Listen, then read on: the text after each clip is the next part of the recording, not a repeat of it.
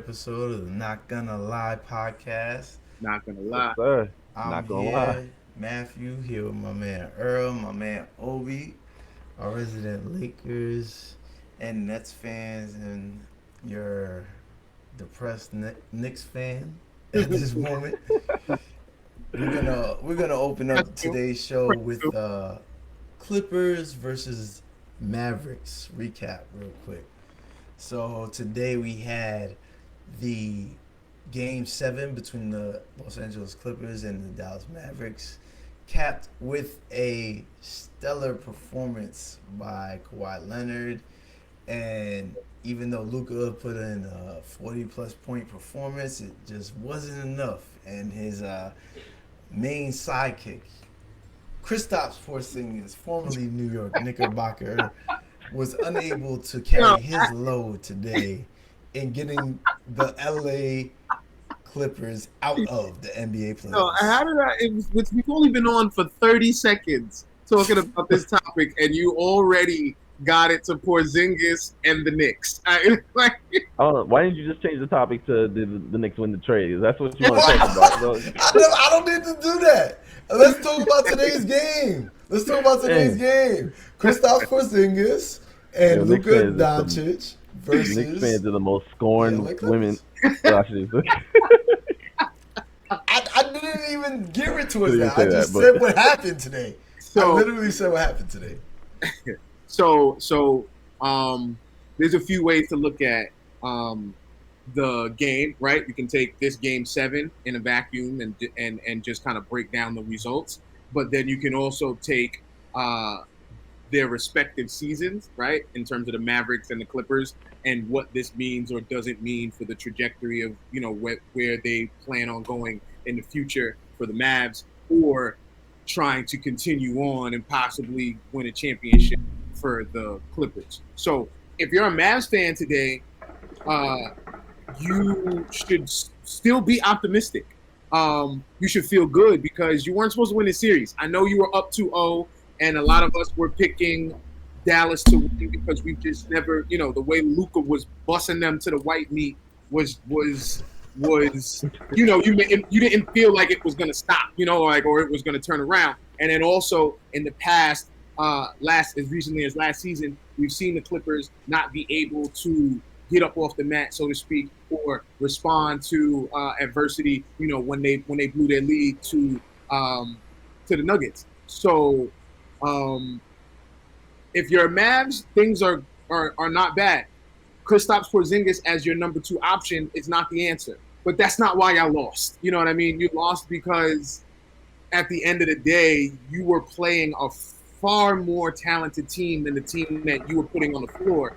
And guys that you were putting on the floor, not to take anything away from those guys, they were playing out of their minds, for moments, the Finney Smiths and the Brunsons of the world. But I've said it before, whether it happens in game seven, whether it happens game five, at some point, a role player looks at himself and he says, "Oh shoot, wait a minute, what am I doing out here dropping 30? I'm a role player." And they convert back to being a role player. And there were way more of those type of players on the Mavericks side of things than there were on the Clippers side of things. So that's for the Mavericks. There's definitely a lot to look forward to. You have somebody who's an MVP candidate, could possibly be the best player in this league going forward, depending on how things shake out. He's not scared of the moment. For the Clippers, pump the brakes. You guys really still got some soul searching to do. If the goal is to win a championship, because that's not what I saw. That wasn't a championship team that I saw out there on the floor, and I don't mean in terms of necessarily personnel, but in terms of execution, in terms of the want to. There's some question marks. There's some issues for why you were still down 2-0 at one point in this series, and it ended up going game seven. Yeah. So how do I start with it? So much to disagree with. It's so early. I think that series came down to Kristaps being a bum. To be honest, wow, he played so bad. Several single point digit games. You can't really I always say this: you can't really build a team around max contract players and then not perform. It really hurt your team. And Kristaps, such a skilled guy. You know, that last meniscus injury, I don't know what it did to him, how he's not moving, but before that, it seemed like he was, getting better and better and better in terms of health wise, and then in the bubble, his knee went out, while he was dropping 35. It is the bubble, so some can argue that it was just the bubble, but I don't see it just changing like that. So that just that really, it was just Luka by himself. It was worse. It's not like Dame, where it was like Dame had, CJs and people come up, and then sometimes Dame play bad. No, Luka played great every single game, besides one game when he had the little neck injury, whatever in situation, and then it was just him, and then Tim Hardaway Jr. whatever. He just came. Sometimes he came out to play, and then the rest of them just hit some open shots. It's not like he had a second guy anytime. There was times where it was just, Luka having 40 and no one else having more than 20. Like it's just random. So, it also Carlisle was out coaching. He was out coaching Ty Lue the entire time. Like he stepped over him, and I'm not gonna lie. Yeah, I see what you did. Not gonna lie. Ty Lue may not be the guy, but the team is so talented. Right? Like I think they can get through every series as long as they don't lose it too early. Down 0-2 is fine because they're gonna find a way. And that series came down to like they were so down because Luka's that point. He's that point guard, right? And the problem is Kawhi isn't a point forward, so he needs someone else to step up as a playmaker. And what they started to do more often, even at the end of the season, but more often at the end of the series, right? They started to put the ball in Paul George's hands and Pandemic P, whatever. But he was able to create to start the offense up, and then at the last 10 seconds, if nothing started up for anybody else, then Kawhi can take the ball and say, "All right, watch out. Let me do what I do." So that ended up changing the whole series for them. So it was a great series to watch. It ended whack. I was rooting for Luka to do something. At least get close. But it is what it is. I know Bentley's dying to talk about who won the Knicks trade. So go ahead. Well, wait. Where did we? I was waiting for all of these 10 different ways that we were going to disagree. You said one thing. It was the entire premise though, like, right? So if you think they lost because of the team was more talented, right? Luka seemed like the most talented person on the court. Well, Kawhi had some crazy games, but it was overpowered by the impact that Luka was having, right? So if Luka just had a secondary star and then doing something, just even slowing down the pace when he's not in the game, or just like creating something. Like the highest paid player on the team, right? Yeah.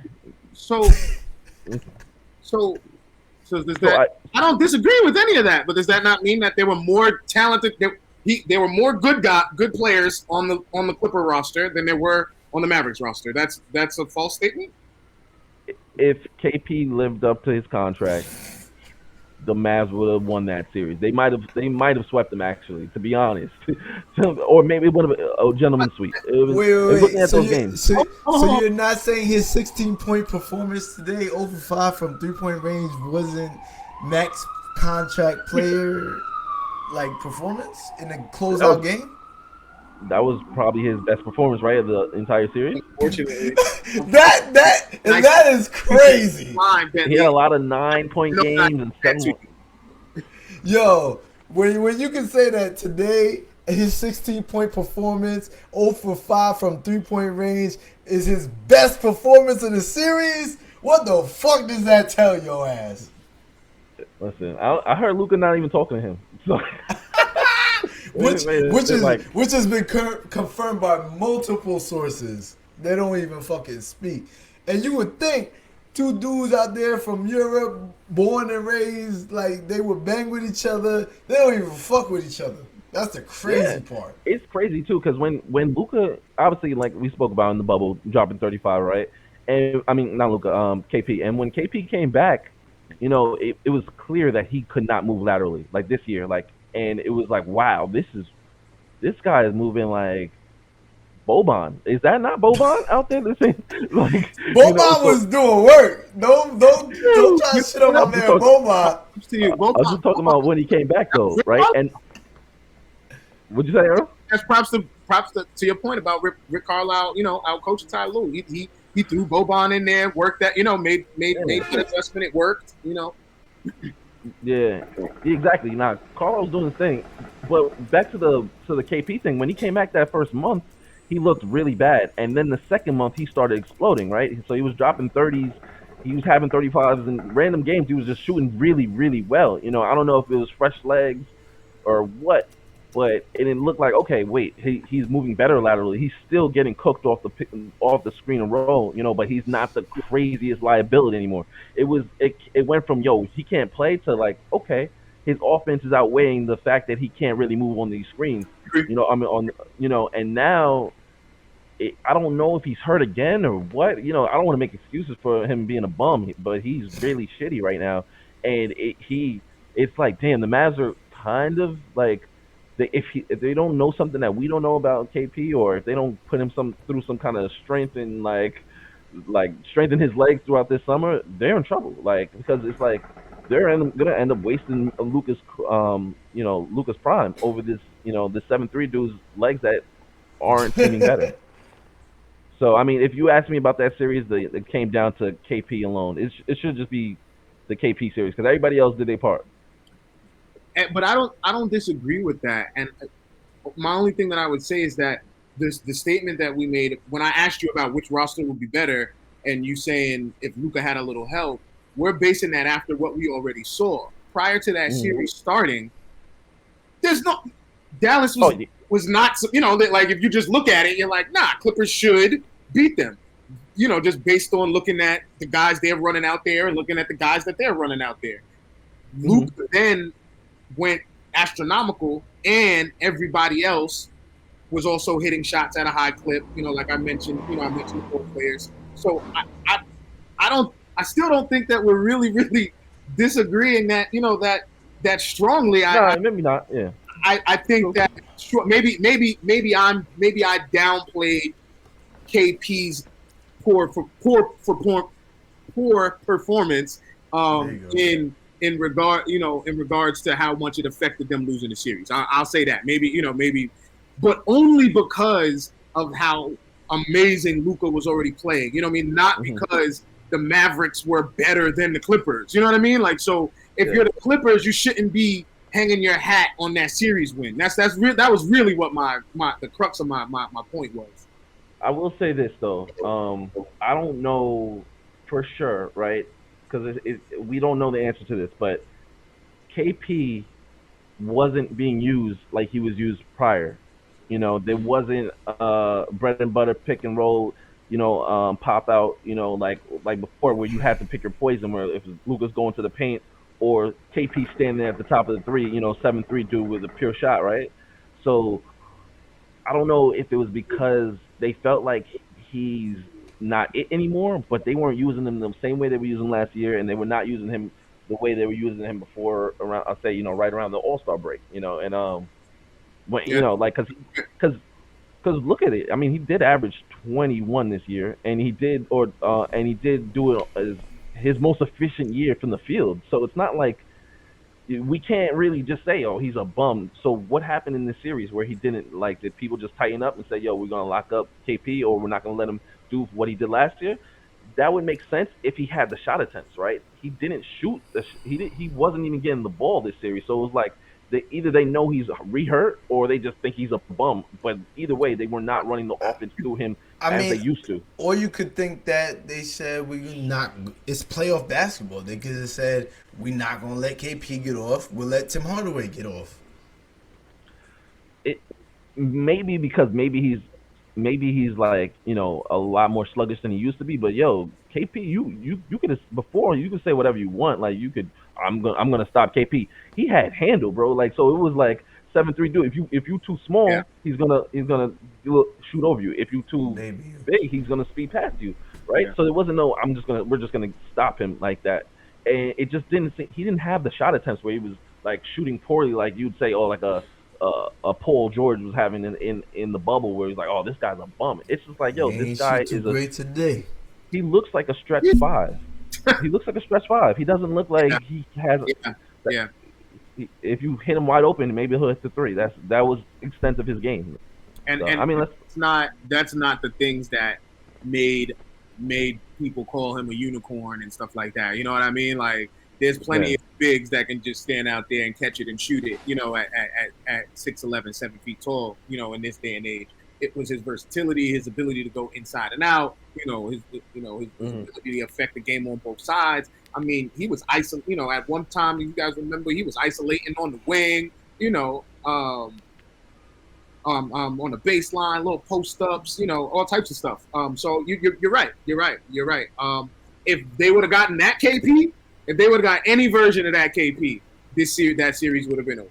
I agree. That's a fact. oh, okay. And Gotcha. on the transition, we could do our next topic. We got the Blazers getting eliminated after a stellar performance from Damian Lillard. How do you guys feel about this? Is he gonna go to another team? Possibly Coming to Hollywood, baby. Hollywood. That's Come not even the next on. topic. I don't even know how. I don't even know how it's the topic, but where do you think Lillard's going? I think he's staying right there. He's looking for a new coach. They said J Kidd was going to be the coach, right? Or he wanted J Kidd. J Kidd declined. I don't know why. It's strange though, because J Kidd had some weird stuff going on when he was the Nets and then was in the Bucks. They said there was some rumors going around that he was like a drunk, like the entire time, like he was there. Nah, seriously. Oh, you mean like when he asked his players to knock the cup out of his hand?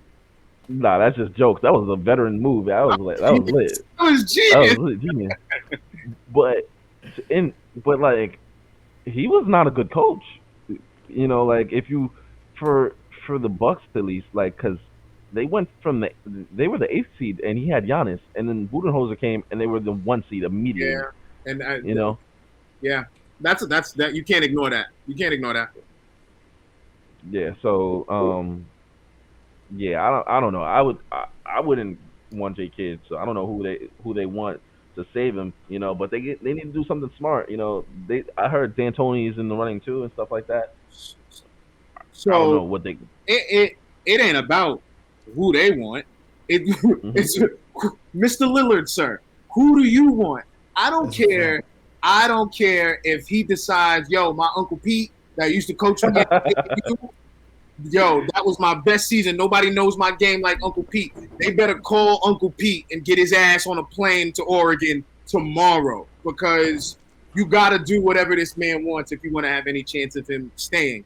For me, he wants the lights, the action, Hollywood. Come on, baby. Man. You sound like my Knicks friends too. So now, so he's going to Knicks or LA. That's it. That's the media. That's this time of year. All free agents. All free agents are said to be going to either the Lakers or the Knicks, especially when the Knicks have cap space. So that's the media. That's not me. I don't feel that way.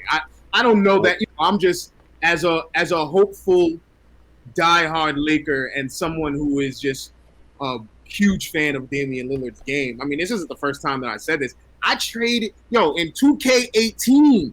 I traded for Lillard, somehow ended up having him on the Lakers. I'm telling you, son, this is not new for me.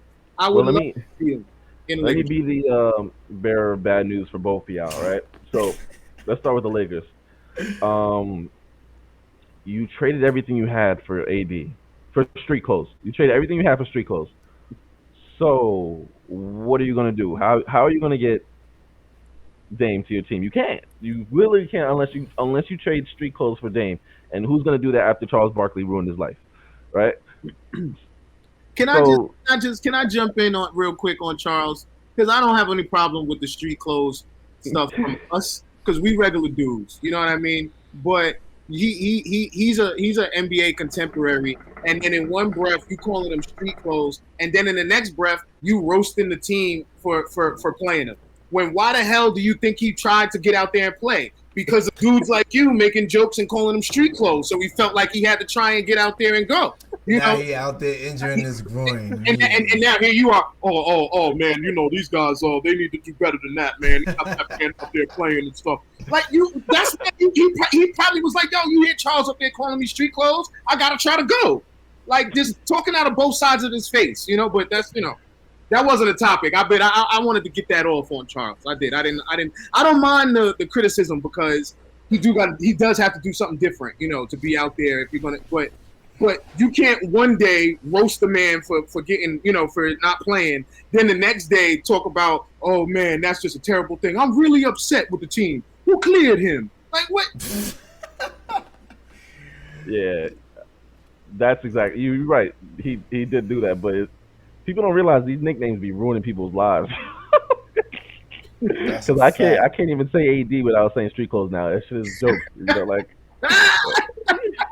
That is hilarious. Listen. All right, we're gonna change. Let's get to the actual topic. So, we're gonna transition to the Hawks, the Atlanta Hawks versus the Philadelphia 76ers today. So, the Atlanta Hawks defeated in the game 1 against the Philadelphia 76ers today, with Trae Young dropping 35 points in this first appearance in the second round of the playoffs. Embiid coming back, firing back with a healthy 39 points back at Trae Young, but unable to defeat him. Let me kick this one. I feel a little bit better, with them doing that, seeing as they defeated my Knicks. And I knew you were going to say that. The Hawks are looking really good. I'll let Obi take the floor on this. So, Ben Simmons is a bum, right? And not gonna lie, right? I should have said led with that. Ben Simmons is a bum, and he is holding that team back, right? He's not a bum, and that's the problem, right? He's so talented, but he doesn't care, right? He doesn't put any kind of effort into the offseason. This guy, because everybody gives him everything. He's entitled. He's the most entitled player I've ever seen in basketball, right? People want to give him any kind of award. Now they want to give him the Defensive Player of the Year. They gave him All-Stars. You can't. We never had defensive stoppers in the All-Star games. No one ever averaged 13 and came in All-Star games until Ben. We just keep giving him stuff so he doesn't ever feel like he has to work on anything, And you can't. This guy had a game today. You know what he shot from the field? 100% from the field. Do you understand how stupid that is? If you're the star of the team, you don't shoot 7 for 7. That doesn't make sense. You don't shoot 7 for 7. That's what role players do. A role player comes in and has a 6 for 7. You tap on the butt and say, "Yo, you had a good game, bro. Yo, keep that up, man. We're gonna need you in the away games." Like you don't 7 for 7. No, we need you. If you got the hot hand, right? We need you to go 15 for 19. That's what we need. When the shot clock is going down, we need to dump the ball on you with 6 seconds left and make something happen, And he can't do that. And honestly, he's afraid to shoot the free throws, obviously. But it's like he won't touch the ball at the end of the games and when critical moments, and he will not add anything to this game. Like, honestly, I get it. You can't shoot, but, add something to, the mid-range. He's the same exact player. He's the same exact player since his rookie year. And then down 20, you decide, let's put him on Trae Young. I thought he was the Defensive Player of the Year because he was guarding every single point guard. Whoop-de-whoop. And then Trae Young, so it took you to halftime when Trae Young had 27, where you'd be like, this guy's really good at basketball. Maybe we should put our best defender, Defensive Player of the Year on him. Get out of here, man. So, honestly, they're going to win the series.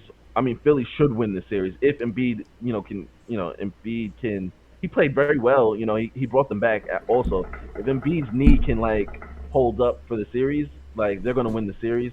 But it's just Ben really sucks. He scored 40 basically. He scored 40. Ben really sucks. Oh my gosh. So Come on. You sound so annoyed.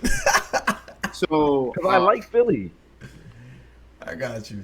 so Yeah. I don't. I unfortunately I don't disagree with any of with anything that Obi just said in regards to Ben Simmons' game. I don't know what I'll call him. I don't. Yeah, it won't happen. It won't happen often. But the only thing that the only thing that I'll say is Draymond made the All-Star team not being able to score no points, right? That's the only one I can think of, right? He's been a multiple time All-Star, right? That would be the only. But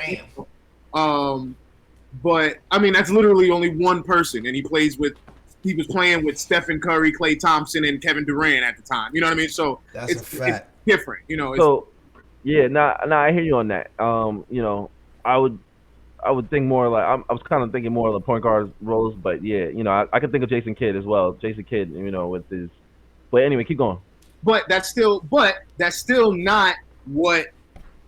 That's not a. So the reason that it's okay for Draymond to be an All-Star is because in that role is because of all of those other pieces, you know, that he has around him. That's not what Ben is for, you know. Well, that's not what Philly needs Ben to be. You know what I mean? They need him to be so much more than that. You can't be you know, like you said, a defensive, you know, stopping All-Star. That doesn't. Nobody has won a championship. I'll take it a step further. No one's won a championship where the best player on your team was a defensive star. Like that just doesn't happen. It doesn't happen. Nah, I don't want to do this. No, go. I could be 1,000% incorrect.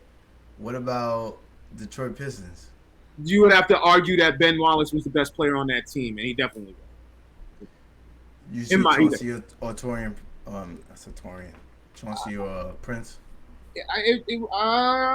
Tayshaun? Nah, I wouldn't say. You could be Torian with Nets dude. Tayshaun. I wouldn't say Tayshaun. He was the youngest, right? So I would say Sheed, right? Rip Hamilton. I would say either Rip or Sheed. Okay. No. That's the whole, what Earl said. That was the literally only team that came to mind for me was that Detroit Pistons team. Yeah, they were collectively all great defenders, right? So they had Rip, who was, you know, Rip played good defense. You know, I saw him guarding Kobe, and then they had obviously Tayshaun, who was OD. But in terms of best player, you can have that argument. There was three, right? So you had Rashid, and you had Chauncey, and you had Rip. So it could go either way, you know. Yeah. Ben is the only one that's probably going to be. Ben might be the only one that's Hall of Famer. Might be. I mean, Ben Wallace won that Defensive Player of the Year a couple times. Yeah, like I think. Is though. In terms of the I want to say 3. In terms of the Hall of Fame, and that's a whole nother conversation for another. Yeah, that's separate. That's separate. You know how I feel about the NBA Hall of Fame. Yeah. The Basketball Hall of Fame. Excuse me. Basketball Hall of Fame. Let's get it correct. The NBA. That played a little bit okay in basketball. You come on and get in here, Hall of Fame. But anyway, so Ben had a lot of Defensive Player of the Year awards, so I think that's what will push him into the Hall. You know, and I'm fine with that.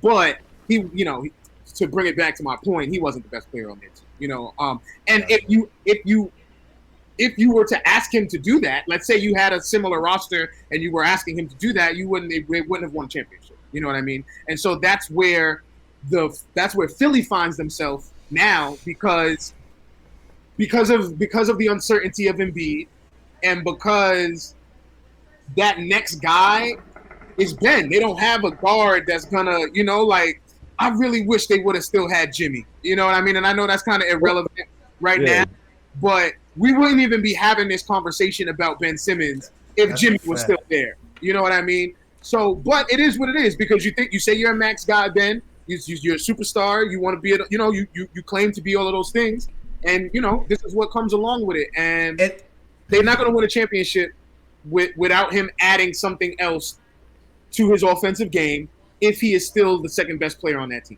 Well, shit. The way things are going now with everyone getting hurt, you know, shoot. If Embiid can keep his knee right for the next month and change, like, yo, they might win it because it's like everyone else is hurt. He's scoring 39 points right now with a bad knee, so he hooped. I also feel like, not to take anything away from Atlanta because they came and punched him in the mouth, you know, right out the gate. But I think Philly was sleeping, and that's just my opinion. I think Philly was taking them a little light. And then and I only mean that because I saw a clear and evident pickup in their intensity and effort, towards the end of the game. And it's like, okay, well, why y'all didn't just bully them and dog them like that all game? Trap them and like that all game. Yep. This shit kicked in too late. I'll say this though about Ben, right? Because sometimes it's just like I get so upset about him, I can't even think straight because he just ruined his team. Because Embiid is one of my favorite players, and he really ruins the spacing for Embiid, right? So it's like your man can double Embiid or hedge, kind of shade Embiid while guarding Ben at the same time. So it just ruins that spacing, Facts. And like you see the dude he's afraid to shoot from anywhere in front of people. Like he waits till everyone leaves the gym to shoot. Like he has that like in his head where it's like, Giannis couldn't shoot, and Giannis, grew up in a different country, 2 different countries actually, and he's just now learning to shoot, and even end of the games where it's like, well, Ben shies away from the ball, he tries to stay under the rim so no one passes him the ball. Your point guard, mind you. So he doesn't get fouled or anything like that. Oh, God. Giannis knows he can't shoot those free throws, and he's like, give me the ball. And you got to respect Giannis for that. And, Ben, if you can't do that, at least, go figure out your phobia, man. Hit the gym, stay in there, just free throws, But and then work your way out later. So, like, it's evident that he's not putting any work in. But back to the series, I think they shall win. I mean, I think they should win, in probably like 6 or 7, just because they just lost that one, right? So I guess it's gonna be 6, and Ben has to guard him the entire game. None of that. We'll figure it out at halftime stuff. So, listen, shout out to Trey though and Nate. Shout out to Trey and Nate because that is something. Nate is showing him the light and he is cooking. And the team is cooking. Yeah. And like we were saying against the Knicks, everybody on that team besides Cam Reddish because he's hurt and I don't know if he's that good yet. I don't know. Everyone else, all the draft picks have hit, and all of them are contributing in some manner. So, they're deep, so if you play that game with them and you start the game sleeping like they do, they can kill you like with some threes from deep, if you let Trey go. So yeah. That's a fact. Let's move on to the next topic. We have the Brooklyn, former New Jersey Nets defeating the Milwaukee Bucks in the game 1 of their series. Damn. James Harden goes out in 1 minute. Resident Nets fan, Obi, give your take on the Nets defeating the Milwaukee Buccaneers. Listen, put some motherfucking respect on Kyrie Irving's name. Put some respect Big brother on Kyrie. Big brother Kyrie. Don't ever say the N-word around him. You heard? You heard? Byrie. Listen, this guy played 44 minutes while Giannis is sitting there playing 35 minutes. What are we talking about here? I don't know what they're doing. This guy's 26 years old. 26-year-old young man, and he's playing less minutes than Kyrie. I don't know what Budenholzer is doing, but he's going to lose his job real quick if they lose this series.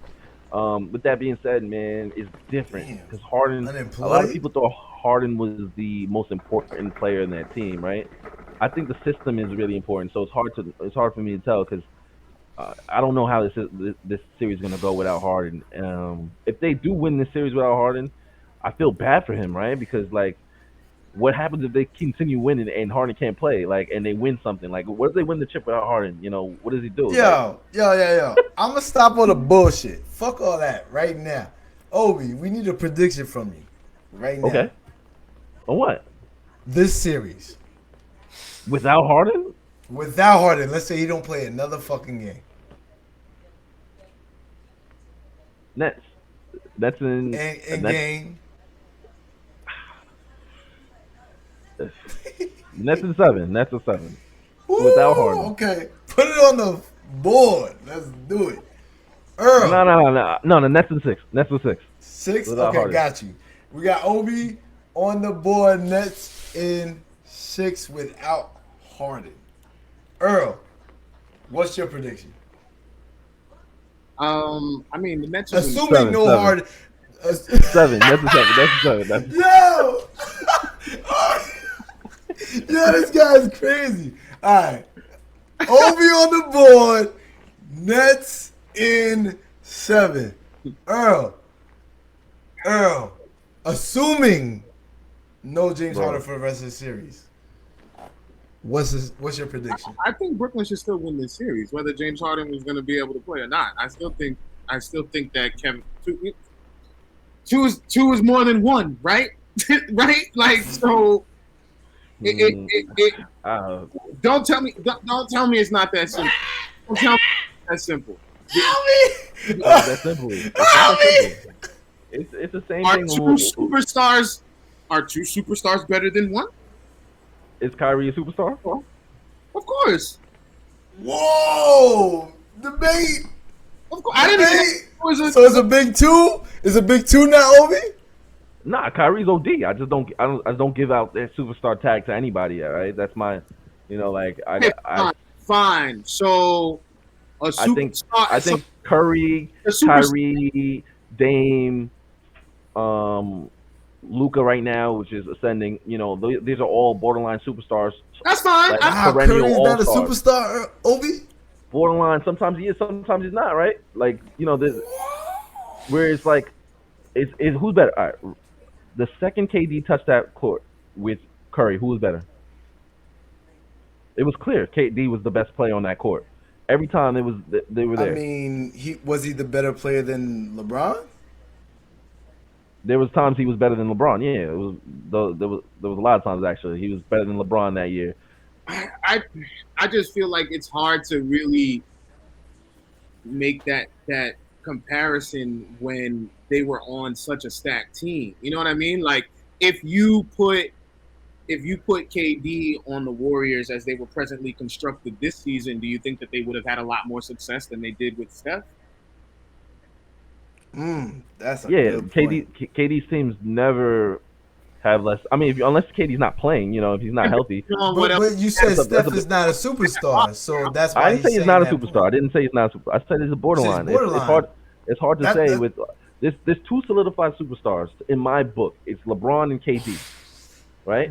And now we got all these people budding, trying to get into that realm where it's just like sometimes Kawhi wants to be there, sometimes he doesn't, right? Sometimes Luka wants to be there, sometimes he doesn't. Sometimes Dame. Then you have Booker trying to get in. We can't just give everybody a superstar thing, right? Because then everybody. I hear you, but when Earl's example was basically saying if you sub Steph for KD, KD is better. That team is better. If you sub KD if you sub KD for Curry, that team is better. Unless KD can't play, that's. Okay. And he's not so healthy. they would have won more games with KD and Steph, is what you're saying? Yes. And Jordan Poole as your point guard or whoever. I didn't say they would be a great team. I said they'd win more games than what they did with Curry. I really think it might be a wash. I'm gonna be honest. I don't know that they would. We can get down to how many more games or whatever. Also, I just think I don't disagree with. With your tiers, you know what I mean? I don't necessarily disagree with that. It's just you got to read the room. It's hard. It's hard to make that Curry sometime a superstar statement. After the season he just had. Man, averaged like 40 in a month. When people get upset about me saying Curry is borderline, I always say this: who's better? For example, Dame or Kyrie? Dame or Kyrie? Yeah. It's hard to answer. You can't really answer that, right? That's a tough question. It's tough. I mean, I usually debate on a weekly basis at work Dame versus Curry. I've never debated Dame versus Kyrie, so that's a little. But you can do it all three of them. Who's better out of all three of them? If they're like, I saw Kyrie and Curry and Curry on the court together, and Kyrie was cooking his biscuits. Like the first year before when Kyrie got hurt in that game 1, he was going at Curry, like killing him. The next year, we seen him when he was healthy. Kyrie won the chip. Next year he was healthy. Kyrie won the chip, giving him 45, and took the game-winning shot on Curry, mind you. So when they're on the court at the same time, you can't say who's better, right? You can say Curry. I Won think his it's two different MVPs, whatever. when you So- force those guys to play defense. So just to bring it If I had to guess, no, Go ahead. Go ahead. My fault. Bring it back around to my point. Whether you calling him a superstar, a third star, whatever, that guy that you just described, Kyrie, him, and Kevin Durant is enough. That's 3 two stars. versus one. So they should 2 be stars. able to beat Giannis. So we have to say all stars then. Let's say all stars. All-star, Stars. one superstar and one all-star is better than the other team having one all-star, right? And I'm using your tiers by not calling Giannis a superstar. I'm using your tiers, so that's why I said that. They should still win, right? Don't like it. That's still the math, you know. So, Two all stars versus one. Let's say everybody's an all star. Give me that any day. They should win. They don't have an excuse to not win that series. Harden not being out there will not be a valid reason for them to lose that series. Now, if Giannis plays astronomical, right, and they, when the other guys, their role players beat out their role players, then sure, Milwaukee could win, but you're not going to tell me that they should. You know what I mean? Like, oh my gosh, they blew it if they can't beat these guys without Harden. At least that's not what I would think. Maybe as a franchise, they would feel that way because they have the MVP, they got Jrue Holiday, so maybe they are all in and they feel like they got to win no matter what.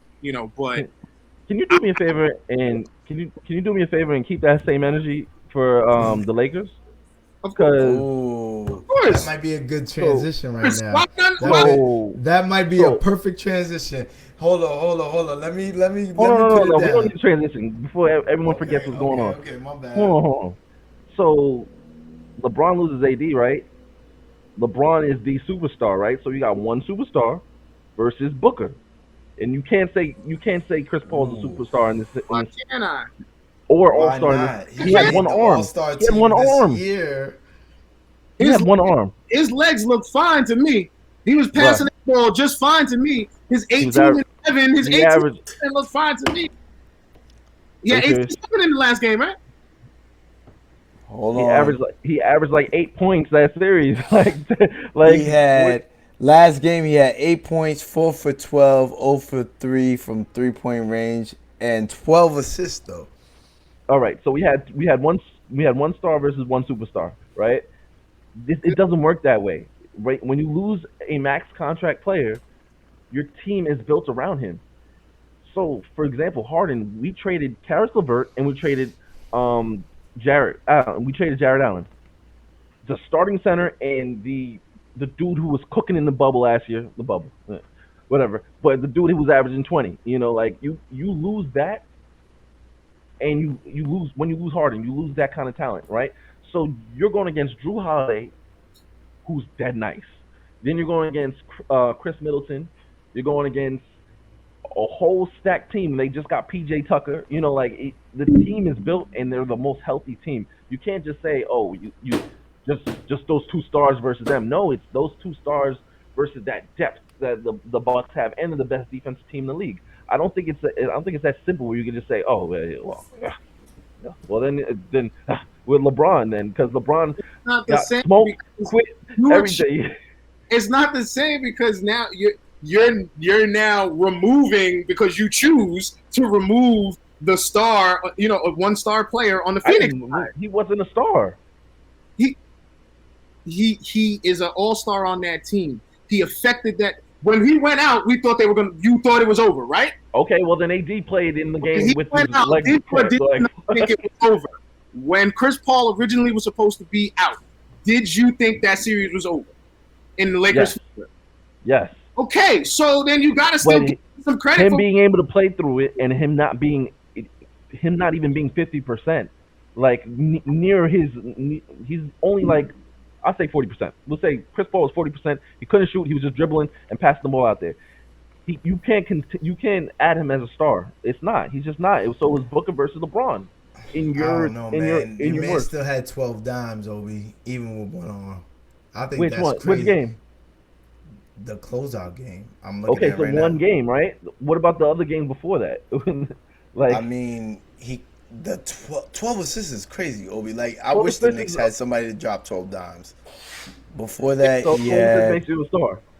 And in the game, I'm not saying it makes you a star, but in the game before that, they were talking about the stretch where the Lakers was the game before that, he had 9, 4, and 6 assists.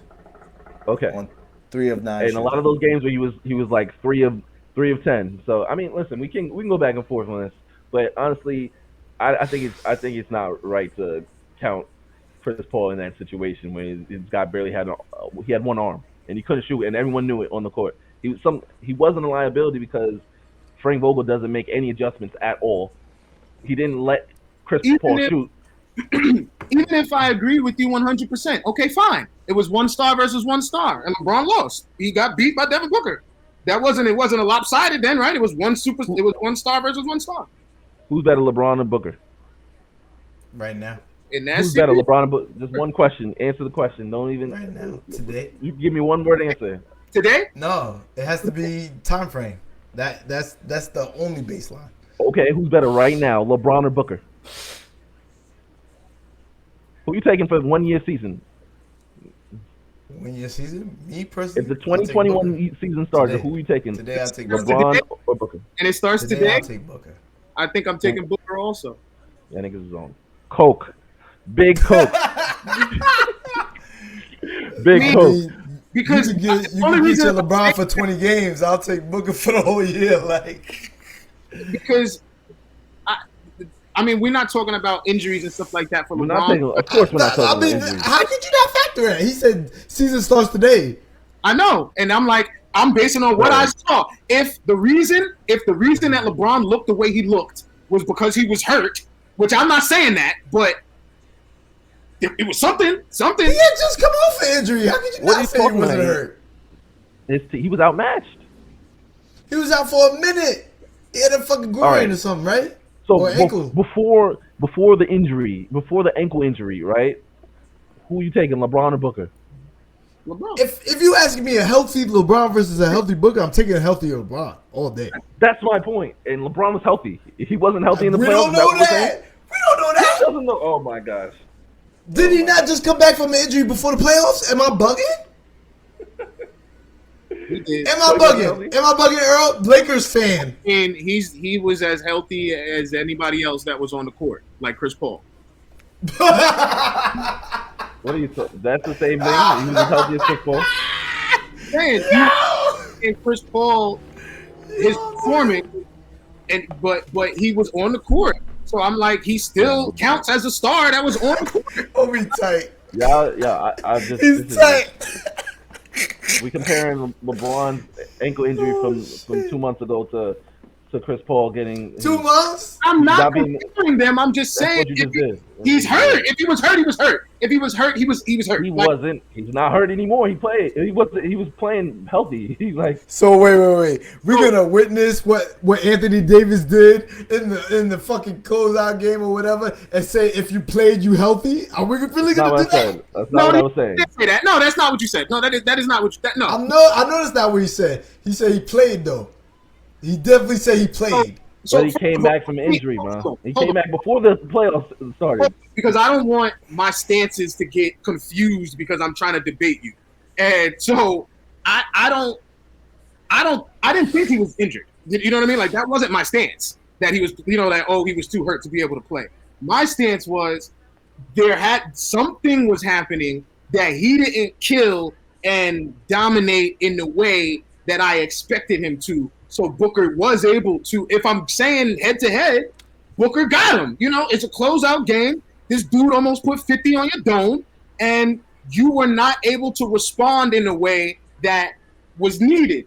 We already know about the rest of the bums. Like I'm not mentioning that because that's, I don't need to be Captain Obvious. We know nobody else out there was doing anything. That's the story of LeBron's career, like for a lot. If he, other than when he has, his star teammates. The role players, it's always, hit or miss with these guys.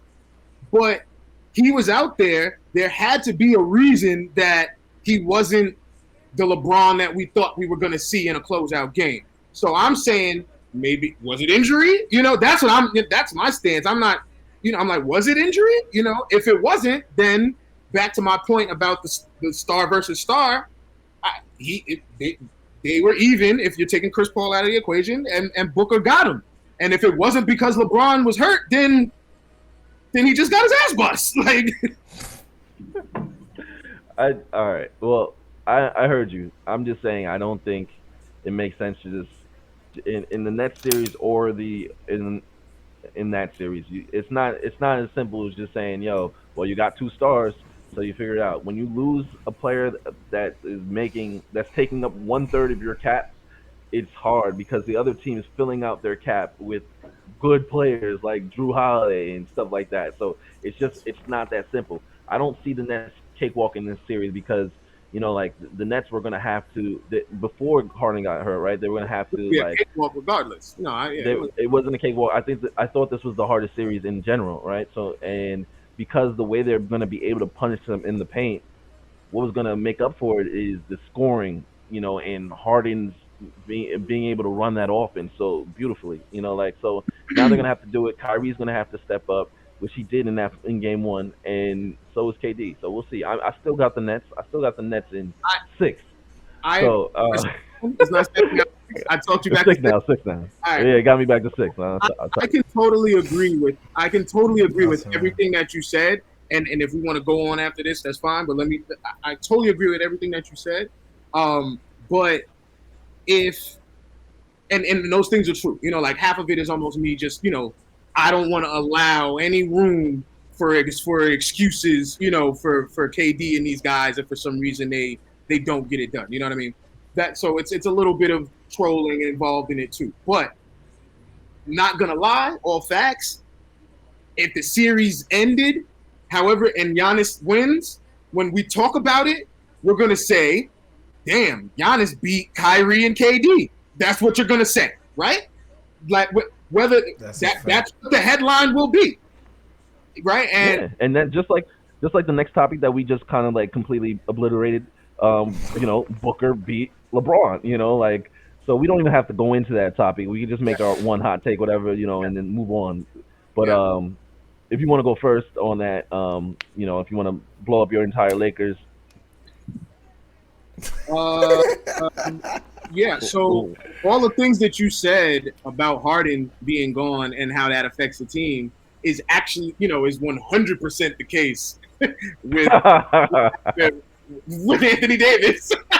It sounds like you're talking about AD, so you remove him from that roster. Let's call it what it was. We were the 7th seed for a reason, That's a fact.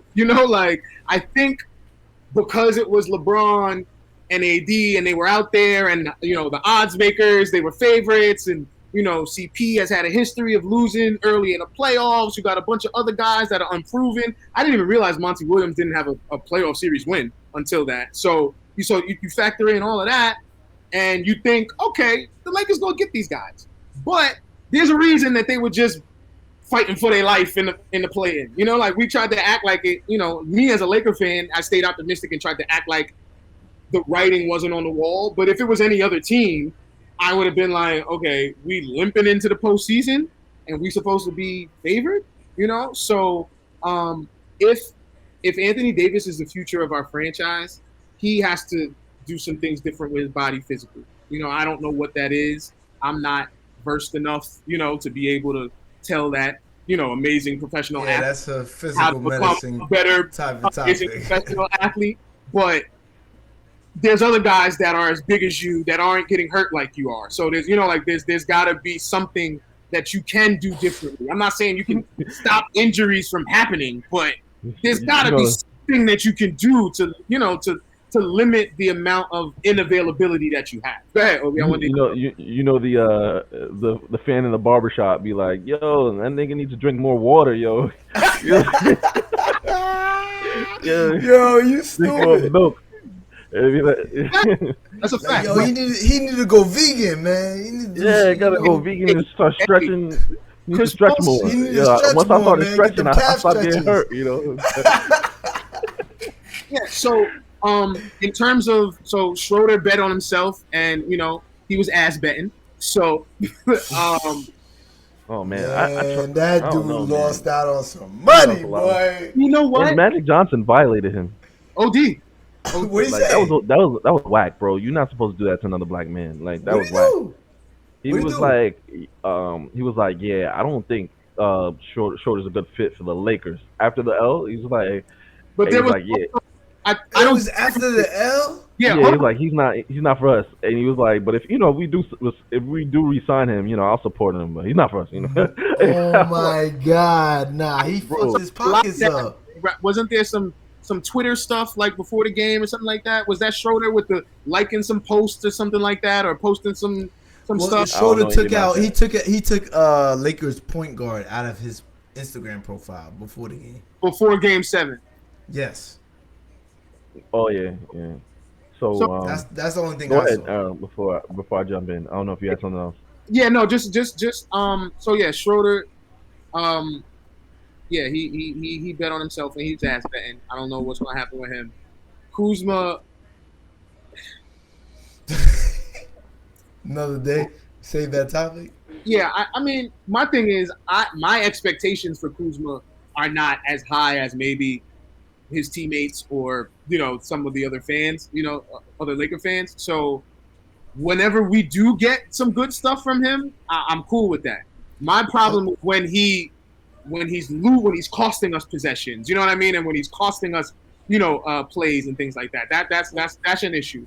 Well, the casual Lakers fan will always compare him to Brandon Ingram Yeah, because of the trade. because of the trade, and it seems if they feel like they could have kept Brandon Ingram and traded Kuzma.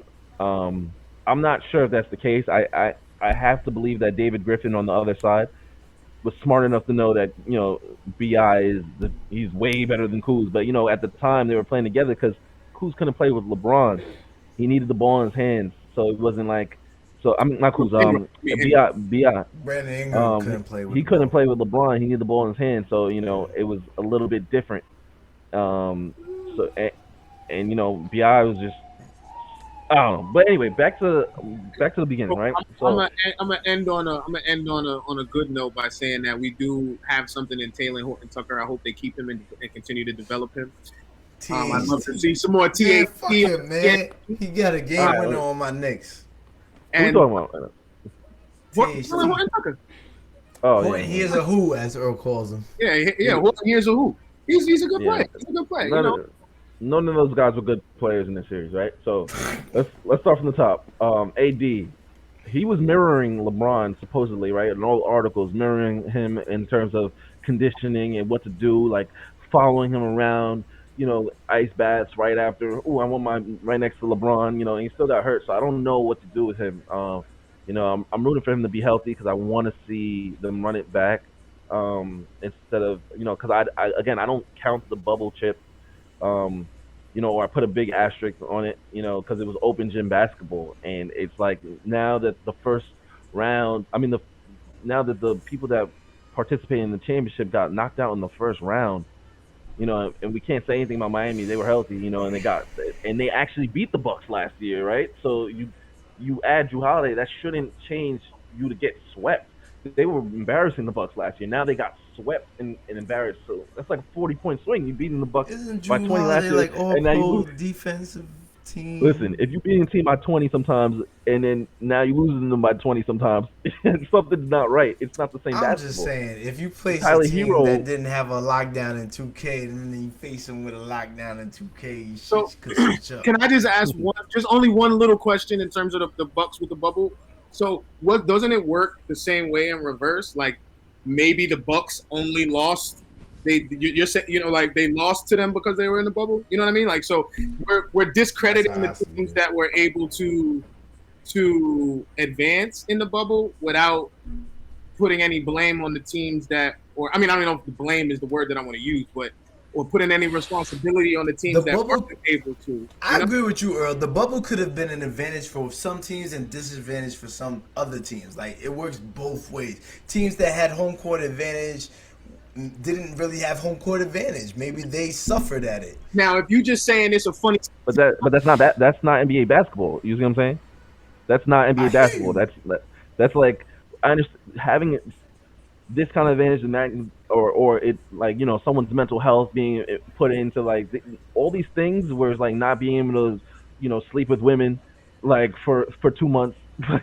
that's and being in your room secluded, and while there was a lot of people, regular people that were going through it in the pandemic, like actually having mental health issues, and it was showing up for these players in the bubble, and then you had rookies killing that came back the next year. Tyler Hero is a Burger King. He's not Yeah, gonna he's lie, bad this he's year. a bum. And they were talking about he's gonna be the next Booker. You remember they And said they won't trade him, they were saying they would but trade for James Harden. they think it was fucking crazy. And now he can't. He didn't play in this. Like he's fully healthy and he's a bum this year. Healthy scratch. So there's a lot going on to that bubble thing. I just say I'm not saying it's like I don't. Sometimes I get too far and I say it doesn't count. I say I'm gonna count it when they win it again, and that. So I don't want to say this year's proves that they couldn't have won it because they weren't healthy. But this, as long as they get, I want to see AD healthy next year, right? So okay, boom, Frank Vogel got outcoached, outclassed. He didn't do anything, made zero adjustments. They made a wall in that whole. They made a wall for LeBron, and LeBron couldn't do anything. So they were just like, yo, we're gonna lead the shooters, and we're gonna get back to the shooters, and we're gonna sit there and kind of guard him, kind of like they do when they have Ben and Giannis. Except they were a little bit up on him because LeBron was probably your best shooter, right? The way that things were going, he might have been the best shooter. And Yeah. then you had bums like Matthews out there and stuff like that. It was just bad. Like they got super outclassed, and then I don't know what's going on with the way they treated Trez. I don't know why you would do that. Like you're gonna need him, right? So don't just count on him at the end, and then whatever they did to Drummond, he didn't play at all. Like Drummond's not that good when he's not next to. I thought he was going to be excellent next to AD because AD gets that mismatch, and then they have to switch that mismatch to switch that center to AD when he's cooking, and then Drummond's going to be getting easy rebounds like 15 a game. But not next to AD, he was like a liability because now it's just even worse spacing. But the only adjustment they made was bringing Marc Gasol, and that was terrible. Marc Gasol is like the slow. Everyone was laughing in all my group chats. Oh, they're gonna. That's what they came up with. Start Marc Gasol, and he couldn't move at all. You might as well have AD out there. Like I mean, they did have AD out there, and neither of them could move. So, the Lakers. We'll see what they do. They got to blow it all up. All the people on the outside, but luckily most of them are like 1-year contracts and stuff like that. So they're running back with AD and LeBron. I don't think they can get anybody else besides like a DeRozan type guy. So we'll see what happens. So yeah, man. All right, fellas. LeBron, you got to do better, bro. You quit another time. He quit. He quit in the middle of the game. He quit in the middle of the game. I quit. Like I don't. We're going way past our time, so I'm not gonna OD on LeBron, which I should. But this man quit, and he wasn't running down the court, and then for the last 4 or 5 possessions, your man did not come down the court. And I don't follow the Lakers. I don't follow LeBron like that. I like LeBron. I root for LeBron since he came into the league. Yeah. I was highly. Can I get the last word on that? Wait, absolutely. I'll let you go. Absolutely. I want to just one thing. LeBron came out in the third quarter with the most sense of urgency, and that just shows he's a hoe, because he could have done that in the first quarter and put like the pressure on them. He did nothing in the first quarter like compared to them. He just came out and was like, okay, they serious. And you just getting beat up, and then the third quarter he's like, I'm gonna play for real, like. And I was just like, damn, LeBron. I don't know. I can't tell if it's age or he just knew they didn't have enough. Because when LeBron knows he doesn't have enough, he don't care. He's like he starts thinking about other shit. Let's let Earl get in on this. My Lakers fan. So, I mean, all of that is true. I mean, we can jump in and dissect all of the little moves they can make. But all I will say, just in terms of LeBron and the quitting, first of all, I was never a LeBron guy. It's hard for someone like LeBron to be my favorite player when my favorite player was Kobe, so, and that's not a knock on LeBron. So I know the LeBron lovers are going to try to get at me, but that's not a knock on LeBron. It's just, they're two. The LeBron lovers named Earl Whitfield. It's just different, so, but I don't know any Kobe fans that aren't also Laker fans, that are real Kobe fans. But anyway, that's a whole other conversation. You. But I love LeBron. Don't not love LeBron while he's down, bro. You gotta love him the same way you was loving him throughout the year. I'm not gonna make my point. Yo, make your point. Go ahead, please. We going long, Earl. Please. Let's finish up. End the show, Earl. Let's finish up. Lakers will be back next year. Hopefully, maybe they can win in summer league, open gym or something like that, and we'll call it get another bubble chip. But let's go to Julio Jones. End it off. Oh Quick my point. God! All right, so today we had Julio Jones get traded for 2022 second round draft pick and 2023 fourth round draft pick in return for Julio Jones, and I believe a 2022 sixth round draft pick. They now have their main offensive weapons as Ryan Tannehill, Derrick Henry, A.J. Brown as the, I guess you could say, wide receiver 1A, and Julio Jones is wide receiver 1B. Julio Jones' contract is around like $23 million. Correct me if I'm wrong in the comments, but they have a squad right now on offense. And the AFC South with the Colts, I don't even know who their quarterback is right now. Tell me. They got Wentz. They got Carson Wentz. I'm sorry. Yeah, and then they have Deshaun Watson with his legal situation going on Houston Texans, and the Jacksonville Jaguars with Trevor Lawrence, who are gonna project to be at the bottom of the division, considering they had the number one pick with 1-15 last season. So, that being said, it looks like the Tennessee Titans, that division is theirs to lose unless Carson Wentz has an MVP-like resurgence. What do you guys think? Yeah, so I think it was a good trade, right? I sit there and I think, would I trade a second round pick for Julio Jones? I feel like sometimes I'm the only, the voice of reason when it comes to Julio. I didn't subscribe to he's the best wide many would receiver of call our you generation. a Julio hater. I don't know why. Listen. I just keep it real. The guy he's allergic to the end zone, and you can give me all your little stats about his yards per game and all that stuff. 96 yards per game per career. Listen, the fact of the matter is the second Ridley came, this guy had 11 touchdowns, right? And I don't want to hear about the double teams and all this stuff. Calvin Johnson was getting double teamed at the line, and he still got his touchdowns. And we were just thinking about it today. Him and Calvin Johnson played the same exact games. That's actually crazy in itself right now to the T. And Calvin Johnson had 83 touchdowns compared to and Calvin Johnson had 83 touchdowns and he had 60. And Calvin Johnson was on a much worse team than this guy. So and he didn't have an MVP throwing him the ball. Never sniffed the Super Bowl either.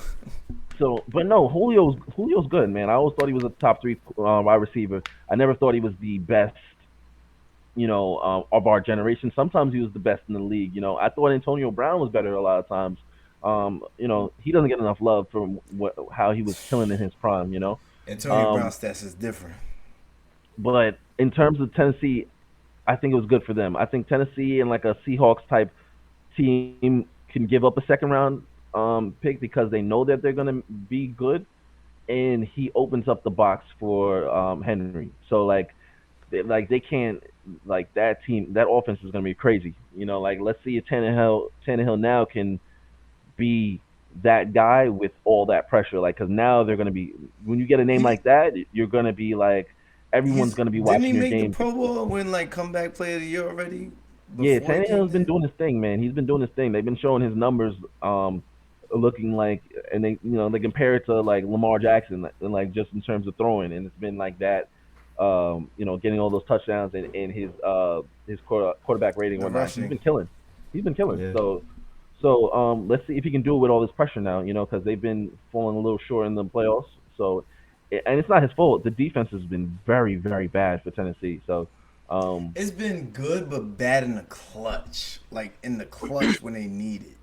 But yeah, go ahead, Earl. I think that there's just a different type of pressure that becomes involved when you're now expected to win, right? So up until this point, Tennessee I'm not gonna say that they snuck under the radar, but there were definitely teams, that they had on their schedule that felt like they would be able to beat them, and so now, you're not sneaking up on anybody, so to speak, and there's pressure of, oh, I've never been here before, but then there's also that pressure of everybody expects us to, and what happens when we face adversity and we might possibly lose. So, will Tannehill and their coaching staff and all those guys be able to handle and rise to the occasion? Because it's easy for Tannehill and for us to talk about, like, the way you guys were describing him and what we were talking about, it was like oh, look what he's doing now. You know what I mean? Like it wasn't like this is what he does. And so now with these moves, I think that's a little bit more that should be more of the expectation.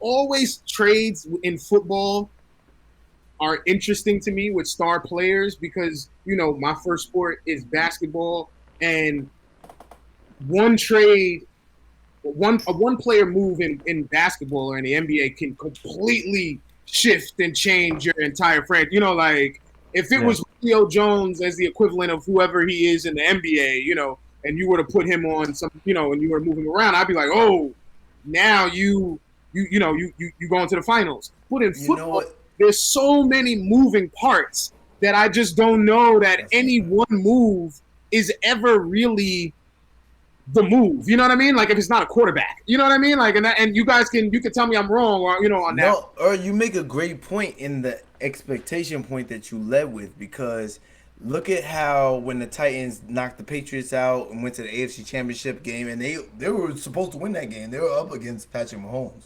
You know what I'm saying? They were supposed to go to the Super Bowl. And the Chiefs did what they did that whole playoff run, and they came back. But they, like you said, they caught everybody by surprise. Everybody. And then compare it to this year. I probably have to go on my phone, but I'm pretty sure that I don't know if they made it out the first round. I think they might have got bumped. They lost to the Ravens, I believe. I'm pretty sure they lost to the Ravens. I didn't want to say it without factual confirmation, but yeah, they got bumped. Like they beat the Ravens the year before. It's literally almost the same teams that came back, and then they lost to the Ravens.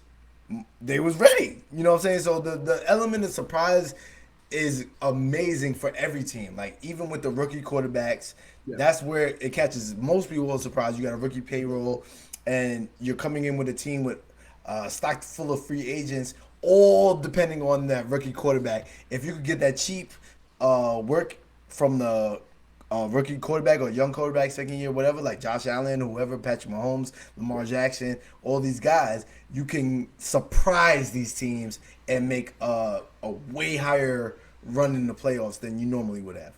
Would you trade a second round pick for Julio Jones? Absolutely.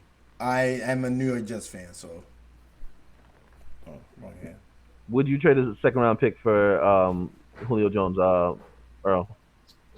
I think it depends where that pick is coming from, right? Like on what's my expectation as a team, right? Like if I expect to be, and you guys can correct me, what basketball wise, right? Like if I'm betting on myself as a franchise and I think that we're going to ball this year, you know what I mean? I don't mind moving that pick because it's not going to be worth anything to me. You know what I mean? But if I'm not sure, and again, you can correct if the nuance is different in football, y'all can correct me. But if the second round pick is not going to have as much value because I'm expecting to be good anyway, you know what I mean? Then sure, Let me go a little bit further in my yes. The Jets, which is my team, I can only answer for my team. The Jets, we have the third most cap space right now going into next year. You have a rookie quarterback that you just drafted. You have everybody is number twos across the board on the team right now. There's no number one. Nobody you wouldn't even think is considered the number one wide receiver in the NFL. His contract is $23 million. Just can afford that with scratching the ass. More than enough cap space. You want your rookie quarterback to develop as quickly as possible to get the most out of this rookie contract. Why not pair him with a proven number one wide receiver. You have the money. Let him get the most out of the opportunity where you cannot blame him not having enough weapons on his development like we did with Sam Darnold. So I'm good. I'm good with the trade. You're probably not going to draft a Julio Jones talent with a second round draft pick. I'm good with that. And you have you have 2 first round draft picks next year. So the question is, if you're Tennessee, then you know what I mean. Like that's that's the standpoint I'm taking from. If you're Tennessee, would you make that? And I think I would say yes. I think they're showing that they're all in. You know, I think it was a good trade for Tennessee in terms of if the Jets would have done it. You know, Bentley's kind of he's kind of selling me because I was kind of leaning no, just because you want to. Because you know Julio's only going to be on your team for 2 years. Like he's old, and right. he doesn't seem to. I mean, if he does, that'd be great, right? You know, like, but he'd still be the best receiver, you know, by far. So it's hard because it's like that second round pick can be an amazing player for the next 10 years on your team, you know. So, but no, I think I agree with Bentley. I think I would do it just because. Everything to make Zach look good, right? It doesn't matter what happens this season. Zach got to look good this year. That's the number one goal. You have to fucking compete against Sam Darnold week 1. All right, I don't think about that. Like that can't. I guess like being petty, yeah, that has to. But I just mean in general. Right. None of the. I only say that because of New York media and his confidence. Exactly. None of the quarterbacks after him can look better than Zach Wilson. Like they can't. We can't have that. So, like Julio would make him look great, you know. And Trey Lance is coming into the best situation. Once he gets that start, I think he's going to look like the best quarterback just because they. Oh, your shit is echoing. But yeah, just because you know they have everything around them and they have the probably the best coach out of all of them. So, but yeah, it was a great podcast, fellas. Absolutely. Listen, man. if you haven't already, subscribe, like, comment. Do all that good stuff, you know. We will see y'all Wednesday. Well, we'll release on Thursday morning. All right. Take care. Again, y'all. We appreciate y'all. Thank you, everybody, for tuning in to us.